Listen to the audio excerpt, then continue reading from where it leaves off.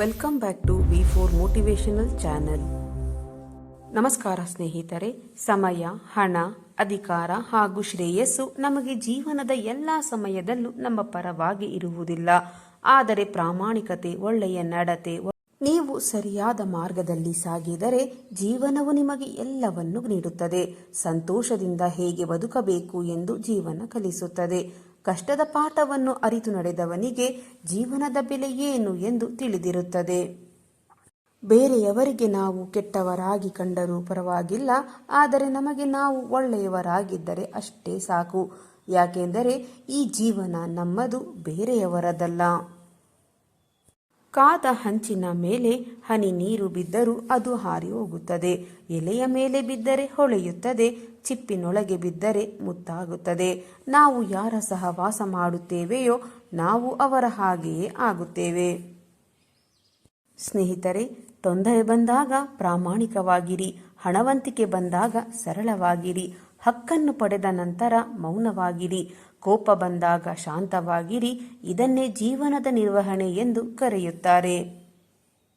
ಜೀವನದಲ್ಲಿ ಎಷ್ಟೇ ಕಷ್ಟ ಬಂದರೂ ಒಬ್ಬನೇ ನಿಂತು ಎದುರಿಸುತ್ತೇನೆ ಎನ್ನುವ ಛಲ ಇದ್ದರೆ ಜೀವನದಲ್ಲಿ ಏನು ಬೇಕಾದರೂ ಸಾಧನೆಯನ್ನು ಮಾಡಿ ಈ ಜಗತ್ತಿಗೆ ತೋರಿಸಬಹುದು.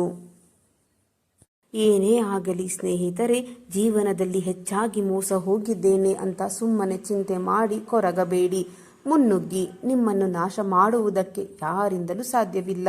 ಹಾಗೆಯೇ ಸಾಧಿಸಲು ಸಮಯವನ್ನು ವ್ಯರ್ಥ ಮಾಡಬೇಡಿ. ನಿಮ್ಮನ್ನು ನೋಯಿಸಿದವರು ಕೊನೆಗೆ ಅವರ ಕರ್ಮವನ್ನು ಅವರೇ ಅನುಭವಿಸುತ್ತಾರೆ. ಯಾವಾಗ ಮನುಷ್ಯನು ತಾನು ಮಾಡಿದ ಪಾಪಕರ್ಮಗಳನ್ನು ಈ ಜನ್ಮದಲ್ಲಿ ಅಥವಾ ಮುಂದಿನ ಜನ್ಮದಲ್ಲಿ ಅನುಭವಿಸಲೇಬೇಕು. ಸುಳ್ಳು, ಮೋಸ, ದ್ರೋಹ, ವಂಚನೆ ದೇವರ ಬಳಿ ಸಾಲ ಮಾಡಿದಂತೆ. ಒಂದಲ್ಲ ಒಂದು ದಿನ ಬಡ್ಡಿ ಸಮೇತ ಕಟ್ಟಲೇಬೇಕು. ಅದೇ ಸತ್ಯ, ಧರ್ಮ, ನ್ಯಾಯ, ದಾನ, ನೀತಿ ದೇವರ ಉಳಿತಾಯ ಖಾತೆಗೆ ಜಮಾ ಮಾಡಿದಂತೆ. ಕಷ್ಟಕಾಲದಲ್ಲಿ, ಸಂಕಷ್ಟದ ಸಮಯದಲ್ಲಿ ಇವುಗಳೆಲ್ಲ ಸಹಾಯಕ್ಕೆ ಬಂದೇ ಬರುತ್ತದೆ.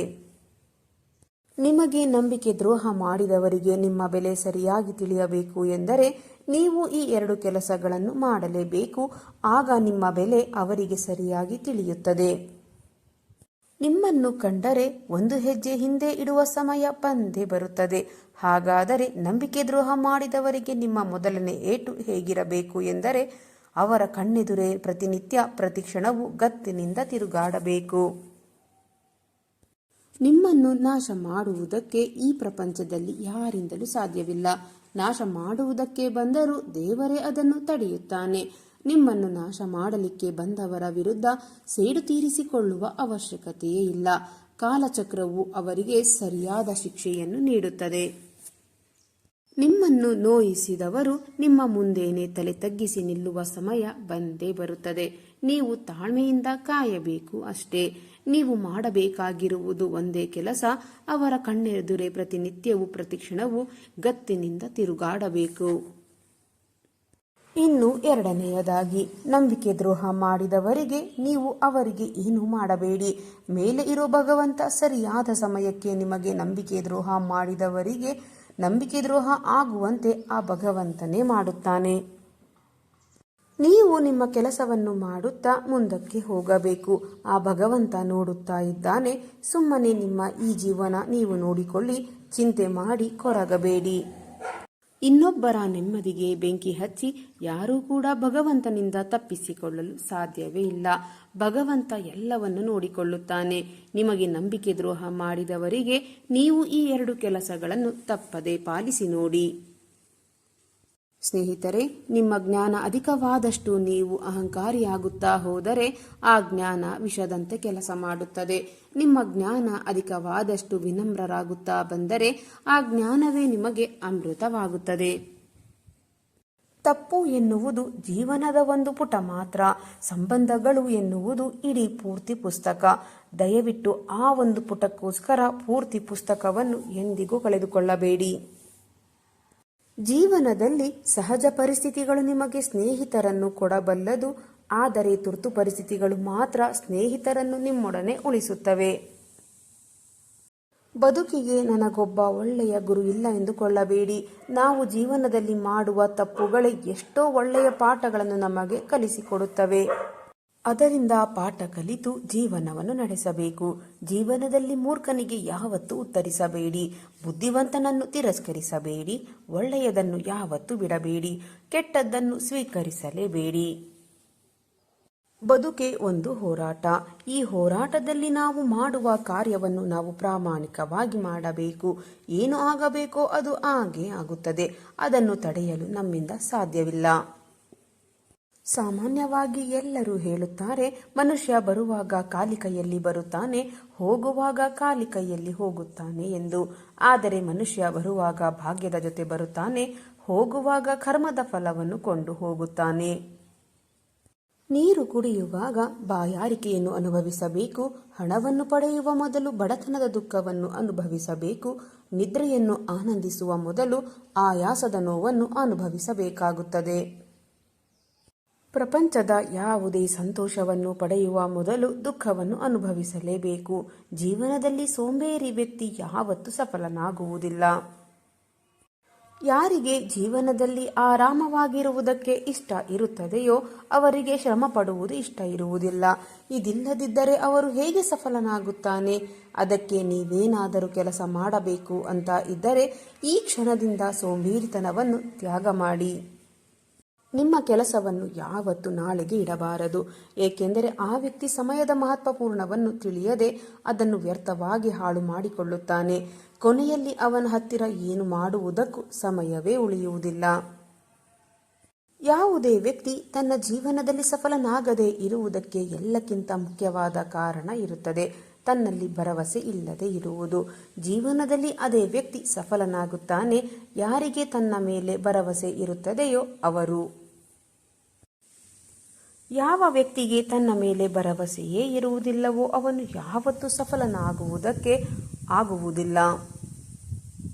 ನಿಮ್ಮ ಭಾಗ್ಯದಲ್ಲಿ ಏನಿದೆಯೋ ಅದು ನಿಮ್ಮ ಪಾಲಿಗೆ ಸಿಕ್ಕೇ ಸಿಗುತ್ತದೆ. ನಿಮ್ಮದಲ್ಲದ ಯಾವ ಒಂದು ವಿಚಾರವೂ ಕೂಡ ನೀವು ಎಷ್ಟೇ ಪ್ರಯತ್ನ ಪಟ್ಟರೂ ನಿಮಗೆ ಸಿಗುವುದಿಲ್ಲ. ಚಿಂತೆ ಮಾಡುವುದನ್ನು ಬಿಟ್ಟು ಬಿಡಿ. ಈ ಜೀವನದಲ್ಲಿ ಬರುವುದೆಲ್ಲವನ್ನು ಬಂದಂತೆ ಸ್ವೀಕರಿಸಿ. ಮನುಷ್ಯರು ತಾವು ಮಾಡಿರುವ ಕರ್ಮದ ಫಲವನ್ನು ಈ ಜನ್ಮದಲ್ಲಿಯೇ ಅಥವಾ ಮುಂದಿನ ಜನ್ಮದಲ್ಲಿ ಅನುಭವಿಸುವುದು ಶತಸಿದ್ಧ ಎನ್ನುವ ಜ್ಞಾನವನ್ನು ಯಾವಾಗ ಅರ್ಥ ಮಾಡಿಕೊಳ್ಳುತ್ತಾನೋ ಆಗ ಪ್ರಪಂಚ ಬದಲಾವಣೆಯ ದಾರಿಯಲ್ಲಿ ಸಾಗುತ್ತದೆ. ಹಿಂದಿರುಗಿ ಚರಿತ್ರೆಯನ್ನು ಒಮ್ಮೆ ನೋಡಿದರೆ ಅದರಲ್ಲಿ ಗೆದ್ದವರಿಗೆ ಗೆಲುವಿನ ಸ್ಥಾನ ಇದೆ, ಸೋತವರಿಗೆ ಇಂತಹ ವೀರನ ವಿರುದ್ಧ ಹೋರಾಡಿ ಸೋತ ಎನ್ನುವ ಸ್ಥಾನವಿರುತ್ತದೆ. ಆದರೆ ನಿಂತು ನೋಡುವವರಿಗೆ, ಟೀಕೆ ಮಾಡಿ ನಗುವವರಿಗೆ ಈ ಚರಿತ್ರೆಯಲ್ಲಿ ಯಾವುದೇ ಸ್ಥಾನವಿಲ್ಲ.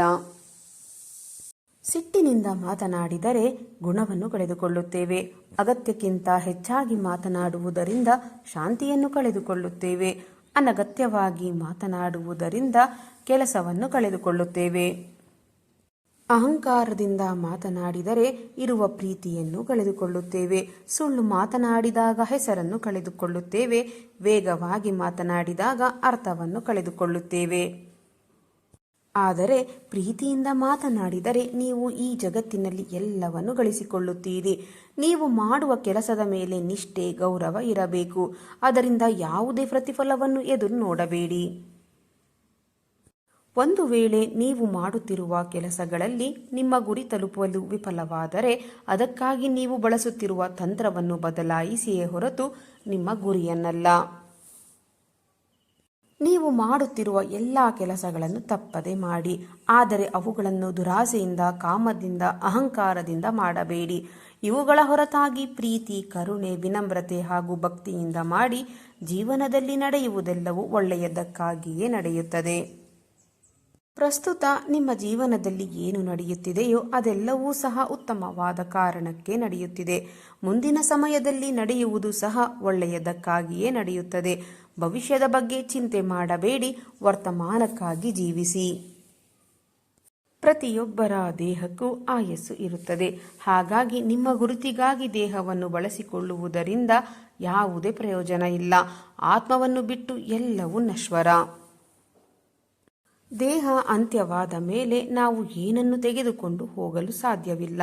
ಯಾರನ್ನು ಜೊತೆಗೆ ಕರೆದುಕೊಂಡು ಹೋಗುವಲು ಆಗುವುದಿಲ್ಲ.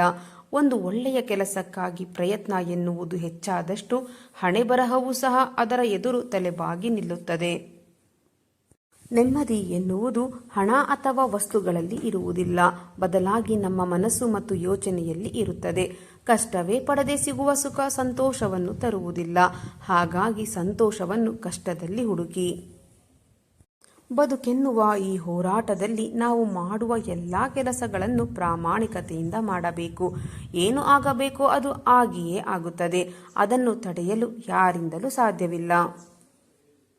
ಸ್ನಾನ ದೇಹವನ್ನು, ದಾನ ಧನವನ್ನು, ಯೋಗ ಜೀವನವನ್ನು, ಪ್ರಾರ್ಥನೆ ಆತ್ಮವನ್ನು, ವ್ರತ ಆರೋಗ್ಯವನ್ನು, ಕ್ಷಮೆ ಸಂಬಂಧವನ್ನು, ಪರೋಪಕಾರ ಅದೃಷ್ಟವನ್ನು ಪವಿತ್ರ ಮಾಡುತ್ತದೆ. ದೇವರಿಗೆ ಪೂಜೆ ಮಾಡುವುದರಿಂದ ಪುಣ್ಯ ಬರುವುದಿಲ್ಲ. ಒಳ್ಳೆಯ ಬುದ್ಧಿ, ಒಳ್ಳೆಯ ಯೋಚನೆ, ಒಳ್ಳೆಯ ಕೆಲಸಗಳು, ಒಳ್ಳೆಯ ಮಾತುಗಳು, ಒಳ್ಳೆಯ ವರ್ತನೆ, ಕರುಣೆ ಹಾಗೂ ಅಹಿಂಸೆಯಿಂದ ಪುಣ್ಯ ಪ್ರಾಪ್ತಿಯಾಗುತ್ತದೆ. ಮುಂದಿನ ಜನ್ಮಕ್ಕೆ ಈ ಜನ್ಮವೇ ಬುನಾದಿಯಾಗಿರುತ್ತದೆ ಎನ್ನುವುದು ಸತ್ಯ. ಮನಸ್ಸಿಗೆ ಮದ ಹೆಚ್ಚಾದಾಗ ಸ್ಮಶಾನದಲ್ಲಿ ತಿರುಗಾಡಿ ಬರಬೇಕು ಎಂದು ಹೇಳುತ್ತಾರೆ. ಏಕೆಂದರೆ ನಾನು ನನ್ನದು ಎಂದು ಹೇಳಿ ಮೆರೆದು ಮಣ್ಣಾದ ಅದೆಷ್ಟೋ ಜನರನ್ನು ಅಲ್ಲಿ ನಾವು ನೋಡಬಹುದು. ಸತ್ಯದ ದಾರಿಯಲ್ಲಿ ಚಲಿಸಿ. ಆ ದಾರಿಯಲ್ಲಿ ನಡೆಯುವಾಗ ನೀವು ಪಾತಾಳಕ್ಕೆ ಬಿದ್ದರೂ ಸಹ ನಿಮ್ಮನ್ನು ಮೇಲಕ್ಕೆ ಎತ್ತಲು ಭಗವಂತನು ಬಂದೇ ಬರುತ್ತಾನೆ. ಸ್ವರ್ಗದಲ್ಲಿ ಸಾವನ್ನು ಹೊರತುಪಡಿಸಿ ಎಲ್ಲವೂ ಇದೆ. ಭಗವದ್ಗೀತೆಯಲ್ಲಿ ಸುಳ್ಳನ್ನು ಹೊರತುಪಡಿಸಿ ಇನ್ನೆಲ್ಲವೂ ಇದೆ. ಈ ಪ್ರಪಂಚದಲ್ಲಿ ಎಲ್ಲವೂ ಇದೆ, ಆದರೆ ನೆಮ್ಮದಿಯೇ ಇಲ್ಲ. ಇಂದು ಎಲ್ಲ ಮನುಷ್ಯರ ಬಳಿ ಎಲ್ಲವೂ ಇದೆ, ಆದರೆ ಶಾಂತಿ ಇಲ್ಲ.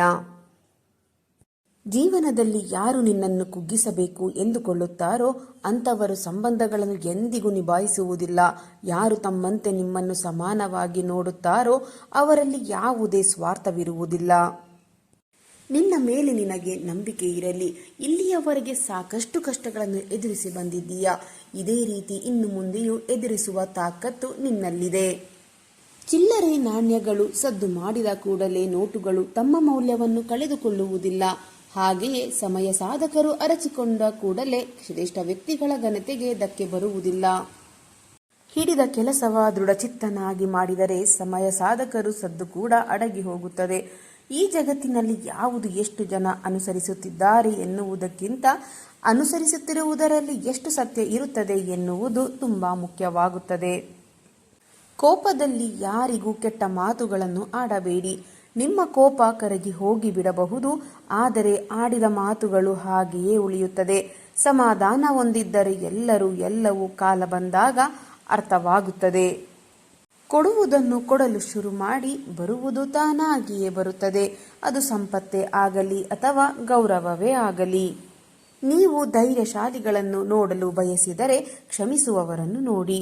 ನಿಮ್ಮ ವಿಧಿಗೆ ಹೊಣೆ ಮನುಷ್ಯ ತನ್ನ ವಿಧಿಯನ್ನು ತಾನೇ ಬರೆದುಕೊಳ್ಳುತ್ತಾನೆ. ಯಾರು ಹೇಗೆ ಯಾವ ರೀತಿಯ ಕರ್ಮಗಳನ್ನು ಮಾಡುತ್ತಾರೆ ಅದೇ ರೀತಿಯ ಅವರ ವಿಧಿಯು ರೂಪುಗೊಳ್ಳುತ್ತದೆ. ಎಲ್ಲರನ್ನೂ ಪ್ರೀತಿಸಿ, ಆದರೆ ಕೆಲವರನ್ನು ಮಾತ್ರ ನಂಬಿ. ಪ್ರಪಂಚದಲ್ಲಿ ಎಲ್ಲವೂ ಸತ್ಯ, ಆದರೆ ಎಲ್ಲರೂ ಸತ್ಯವಂತರಲ್ಲ. ಬಾಗುವುದರಿಂದ ಸಂಬಂಧ ಉಳಿಯುವುದಾದರೆ ಬಾಗಿಬಿಡಿ, ಆದರೆ ಪ್ರತಿ ಬಾರಿಯೂ ನೀವೇ ಬಾಗುವುದಾದರೆ ಬಾಗುವುದನ್ನೇ ಬಿಟ್ಟು ಬಿಡಿ. ಅಧರ್ಮದಿಂದ ಶತ್ರು ಹಲವು ಬಾರಿ ಗೆಲ್ಲಬಹುದು, ಆದರೆ ಕರ್ಮ ಎದುರಾಗುವ ವೇಳೆಗೆ ಧರ್ಮ ಅವನನ್ನು ಸುಡಲು ಪ್ರಾರಂಭಿಸುತ್ತದೆ. ಅವನ ನಿರ್ನಾಮ ತಪ್ಪಿಸಲು ಯಾರಿಂದಲೂ ಸಾಧ್ಯವಿಲ್ಲ. ಒಳ್ಳೆತನಕ್ಕೆ ಬೆಲೆ ಇಲ್ಲ ಎನ್ನುವುದು ಎಷ್ಟು ಸತ್ಯವೋ, ಒಳ್ಳೆತನ ನಮ್ಮ ಕೈ ಬಿಡುವುದಿಲ್ಲ ಎನ್ನುವುದು ಅಷ್ಟೇ ಸತ್ಯ. ನಾವು ಮಾಡುವ ಕೆಲಸ ಇಬ್ಬರಿಗೆ ಸರಿ ಎನಿಸಿದರೆ ಸಾಕು. ಒಂದು ಪರಮಾತ್ಮ, ಇನ್ನೊಂದು ಅಂತರಾತ್ಮ. ಮನಸ್ಸು ಪರಿಶುದ್ಧವಾಗಿದ್ದಾಗ ಮಾತ್ರ ಭಗವಂತ ಬಂದು ನೆಲೆಸುತ್ತಾನೆ. ಕಾಮ, ಕ್ರೋಧ, ಲೋಭ ತುಂಬಿದ ಮನಸ್ಸು ಭಗವಂತನ ಆರಾಧನೆಗೆ ಉಪಯೋಗಕ್ಕೆ ಬರುವುದಿಲ್ಲ. ನೀ ಚಿಗುರುವೆ ಎಂದು ತಿಳಿದಾಗ ಜನರು ನಿನ್ನನ್ನು ಚಿಗುಟಲು ಪ್ರಯತ್ನಿಸುತ್ತಾರೆ. ಅವರನ್ನು ಎದುರಿಸಿ ಮರವಾಗಿ ಬೆಳೆದು ನಿಲ್ಲು, ಆಗ ಅವರೇ ನಿನ್ನ ನೆರಳು ಬಯಸಿ ಬರುತ್ತಾರೆ. ಕರ್ಮ ಮಾಡುವ ಹಕ್ಕು ನಿನಗಿದೆ, ಆದರೆ ಫಲದ ಆಲೋಚನೆ ಬೇಡ. ನಿಷ್ಠೆಯಿಂದ ಕಾರ್ಯನಿರ್ವಹಿಸುವವನು ನಿಜವಾದ ಯೋಗಿ ಆಗಿರುತ್ತಾನೆ. ನಾವು ಮಾಡುವ ಕೆಲಸ ಇಬ್ಬರಿಗೆ ಸರಿ ಎನಿಸಿದರೆ ಸಾಕು. ಒಂದು ಪರಮಾತ್ಮ, ಇನ್ನೊಂದು ಅಂತರಾತ್ಮ. ಮನಸ್ಸು ಪರಿಶುದ್ಧವಾಗಿದ್ದಾಗ ಮಾತ್ರ ಭಗವಂತ ಬಂದು ನೆಲೆಸುತ್ತಾನೆ.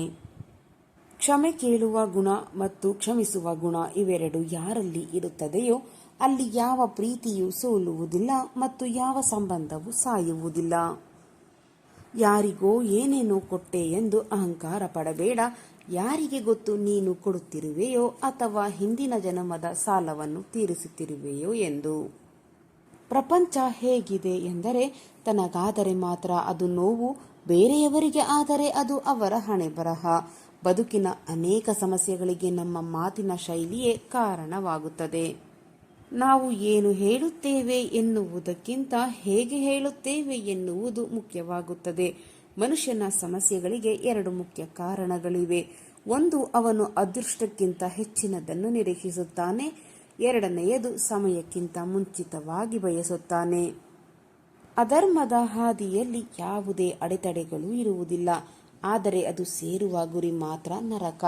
ಧರ್ಮದ ಹಾದಿಯಲ್ಲಿ ಸಾಕಷ್ಟು ಅಡೆತಡೆಗಳು ಬರುತ್ತವೆ, ಆದರೆ ಅದು ಸೇರುವ ಗುರಿ ಮಾತ್ರ ಸ್ವರ್ಗ. ಪ್ರಾರ್ಥಿಸುವ ತುಟಿಗಳಿಗಿಂತ ಸಹಾಯ ಮಾಡುವ ಕೈಗಳು ಪವಿತ್ರವಾಗಿವೆ. ತನ್ನ ಆತ್ಮವನ್ನು ತಾನೇ ಉನ್ನತಿಗೆ ತರುವುದೇ ಭಯ, ತನ್ನನ್ನು ತಾನೇ ಕುಗ್ಗಿಸಿಕೊಳ್ಳಬಾರದು. ಏಕೆಂದರೆ ಆತ್ಮವೇ ತನ್ನ ಒಳ್ಳೆಯ ಮಿತ್ರ, ಆತ್ಮವೇ ತನ್ನ ಶತ್ರು. ಸಂಬಂಧಗಳು, ಸ್ನೇಹ ಮತ್ತು ಪ್ರೀತಿ ಎಲ್ಲೆಡೆ ಕಂಡುಬರುತ್ತದೆ, ಆದರೆ ಅವುಗಳು ಎಲ್ಲಿ ಗೌರವಿಸಲ್ಪಡುತ್ತದೆಯೋ ಅಲ್ಲಿ ಮಾತ್ರ ಉಳಿಯುತ್ತದೆ. ತಪ್ಪು ಮಾಡಿದ ತಕ್ಷಣ ನೀನು ಸಣ್ಣವನೆನಿಸಿಕೊಳ್ಳುವುದಿಲ್ಲ. ತಿದ್ದಿಕೊಂಡು ನಡೆಯದಿದ್ದರೆ ಸಣ್ಣವನಾಗಿ ಬಿಡುತ್ತೀಯ. ತನ್ನ ಮನಸ್ಸು, ನಾಲಿಗೆಯನ್ನು ನಿಯಂತ್ರಿಸಲು ಸಾಧ್ಯವಾಗದ ವ್ಯಕ್ತಿಯು ತನ್ನ ಜೀವನವನ್ನು ಎಂದಿಗೂ ನಿಯಂತ್ರಿಸಲು ಸಾಧ್ಯವಾಗುವುದಿಲ್ಲ. ದುಃಖವು ತನ್ನದೇ ಆದ ಜಾಲವನ್ನು ಹೊಂದಿದೆ. ಮನುಷ್ಯ ದುಃಖದಲ್ಲಿದ್ದಾಗ ಎಂದಿಗೂ ಒಳ್ಳೆಯ ವಿಚಾರಗಳು ಬರುವುದಿಲ್ಲ. ಆ ಸಮಯದಲ್ಲಿ ಮನಸ್ಸಿಗೆ ನೋವಾಗುವ ವಿಚಾರಗಳೇ ಬರುತ್ತವೆ. ದೀಪವು ಬಹಳ ಶ್ರೇಷ್ಠವಾದದ್ದು, ಯಾಕೆಂದರೆ ಅದು ಇನ್ನೊಬ್ಬರಿಗೆ ಉರಿಯುತ್ತದೆ, ಇನ್ನೊಬ್ಬರನ್ನು ಕಂಡು ಉರಿಯುವುದಿಲ್ಲ. ನಾವಿಂದು ಮಾಡುತ್ತಿರುವ ಕೆಲಸಗಳೇ ಮುಂದೊಂದು ದಿನ ನೆನಪಾಗಿ ಪರಿವರ್ತನೆಗೊಳ್ಳುತ್ತದೆ. ಯಾರೋ ಮಾಡಿಟ್ಟಿದ್ದನ್ನು ಖರ್ಚು ಮಾಡಿದರೆ ಜೀವನ ಏನು ಎಂದು ಗೊತ್ತಾಗುವುದಿಲ್ಲ. ಸ್ವಂತ ದುಡಿದು ಬೇರೆಯವರಿಗೆ ಖರ್ಚಿಗೆ ಕೊಟ್ಟಾಗಲೇ ಜೀವನ ಏನು ಎಂದು ತಿಳಿಯುವುದು. ಎಲ್ಲಿ ದಯೆಯೋ ಅಲ್ಲಿ ಧರ್ಮ, ಎಲ್ಲಿ ಲೋಭವೋ ಅಲ್ಲಿ ಪಾಪ, ಎಲ್ಲಿ ಕ್ರೋಧವೋ ಅಲ್ಲಿ ವಿನಾಶ, ಎಲ್ಲಿ ತಾಳ್ಮೆ ಹಾಗೂ ಕ್ಷಮೆಯೋ ಅಲ್ಲಿ ಭಗವಂತನ ವಾಸ. ಹೃದಯ ಮತ್ತು ಉದ್ದೇಶಗಳು ಶುದ್ಧತೆ ಹೊಂದಿರುವಾಗ ನಾವು ಯಾರನ್ನು ಕಳೆದುಕೊಳ್ಳುವುದಿಲ್ಲ, ಬದಲಿಗೆ ಅವರೇ ನಮ್ಮನ್ನು ಕಳೆದುಕೊಳ್ಳುತ್ತಾರೆ ಅಷ್ಟೇ. ಇಲ್ಲಿಯ ತನಕ ಆಗಿರುವುದೆಲ್ಲವೂ ಒಳ್ಳೆಯದೇ, ಸದ್ಯಕ್ಕೆ ಆಗುತ್ತಿರುವುದೆಲ್ಲವೂ ಒಳ್ಳೆಯದೇ, ಮುಂದೆ ಆಗುವುದೆಲ್ಲವೂ ಒಳ್ಳೆಯದೇ. ಆದ ಕಾರಣ ಯಾವುದಕ್ಕೂ ಜಾಸ್ತಿ ಚಿಂತಿಸದಿರಿ, ಜಾಸ್ತಿ ಕೊರಗದಿರಿ. ನಿಮ್ಮ ಕೆಲಸಗಳನ್ನು ನೀವು ಸರಿಯಾಗಿ ಮಾಡಿ, ಎಲ್ಲ ಒಳ್ಳೆಯದೇ ಆಗುತ್ತದೆ. ನಮ್ಮ ನಡವಳಿಕೆಯಿಂದ ಉಪಚಾರವನ್ನು ಉತ್ತರಿಸಬಹುದು. ಸತ್ಯ ಹೇಳುವ ಅಭ್ಯಾಸವಿದ್ದರೆ ಏಕಾಂಗಿಯಾಗಿ ಬಾಳಲು ಸಿದ್ಧವಿರಬೇಕು. ಸಮುದ್ರದ ಅಲೆಗಳ ತರಹ ನಿರಂತರವಾಗಿ ಒಳ್ಳೆಯದನ್ನು ಮಾಡುತ್ತಿರಬೇಕು, ಕೆಟ್ಟದ್ದನ್ನು ಕ್ರಮೇಣವಾಗಿ ದಡಕ್ಕೆ ಸೇರಿಸುತ್ತಿರಬೇಕು.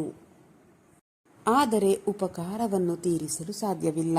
ಬುದ್ಧಿವಂತರು ತಮ್ಮ ಬಗ್ಗೆ ಯೋಚಿಸದೆ ಪ್ರಪಂಚದ ಕಲ್ಯಾಣಕ್ಕಾಗಿ ಕೆಲಸ ಮಾಡುತ್ತಾರೆ. ನಾವಿಂದು ಮಾಡುತ್ತಿರುವ ಕೆಲಸಗಳೇ ಮುಂದೊಂದು ದಿನ ನೆನಪಾಗಿ ಪರಿವರ್ತನೆಗೊಳ್ಳುತ್ತದೆ. ಹಿಂದಕ್ಕೆ ನೋಡು, ಅನುಭವ ಸಿಗುತ್ತದೆ. ಮುಂದಕ್ಕೆ ನೋಡು, ಭವಿಷ್ಯ ಸಿಗುತ್ತದೆ. ಸುತ್ತಲೂ ನೋಡಿದರೆ ಸತ್ಯದ ಅರಿವಾಗುತ್ತದೆ. ನಿನ್ನೊಳಗೆ ನೀನು ನೋಡು, ಆತ್ಮವಿಶ್ವಾಸ ಹೆಚ್ಚಾಗುತ್ತದೆ.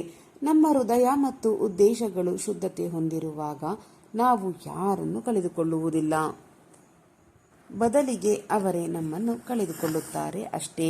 ಎಲ್ಲಿಯವರೆಗೆ ಶರೀರವು ಆರೋಗ್ಯವಾಗಿರುತ್ತದೆ ಮತ್ತು ಮೃತ್ಯು ದೂರದಲ್ಲಿ ಇರುತ್ತದೆಯೋ ಅಲ್ಲಿಯವರೆಗೆ ಆತ್ಮಕಲ್ಯಾಣವನ್ನು ಮಾಡಿಕೋ.